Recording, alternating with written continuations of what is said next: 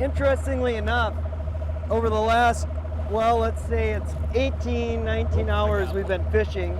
We've caught 2 in the last half an hour, which is classic when it comes to musky fishing. But we have put a ton of miles on these bucktails and never had a follow or a strike casting a bucktail. The only thing we saw fish on casting were very erratic jerkbaits and soft plastics. But we put these bucktails on and start high-speed trolling them, and we start catching fish. The thing is, for about 5 casts anyway, you can make the bait go as fast as we're fishing it right now. That's all I've got in me, and it's just cranking as hard as you can with a big cranking handle like this.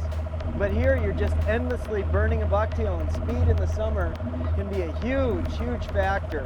It's unbelievable how the fish really like speed. And it would take us, the area we just trolled over and caught those 2 fish, it would have taken us a solid 4 hours to cover that ground if we were casting. Offhand angling is all about efficiencies. You know, high-speed trolling is a real common way to catch muskies. In this area in Minnesota, it's primarily a crankbait trolling thing, and generally in probably the cooler water time of the year.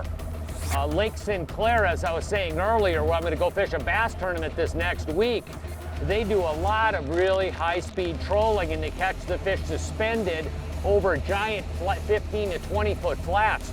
Right now, we're trolling in 4 to 5 foot of water. Actually, you can see where I got the Mercury actually trimmed up, and that's so I don't hit really big boulders that are on these shallow flats. In some spots, it's coming up to like 2 foot of water.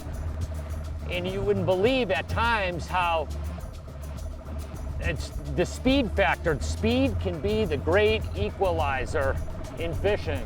In this particular case, what we've seen today, it's definitely helping. Success in trolling often comes down to precision speed control. And one nice feature we've got with the Mercury is a SmartCraft gauge. And on this gauge, I can adjust the RPMs of the motor up or down, which will basically get the motor dialed into about 1/10 of a mile an hour as far as speed control is concerned. I simply put the throttle in gear, and all I have to do is push a button here to adjust the RPMs by, it's 10 RPMs at a crack, so it makes it really, really easy to speed up or slow down, and then it's just set. You're not feathering the throttle in and out all the time. It works really, really well.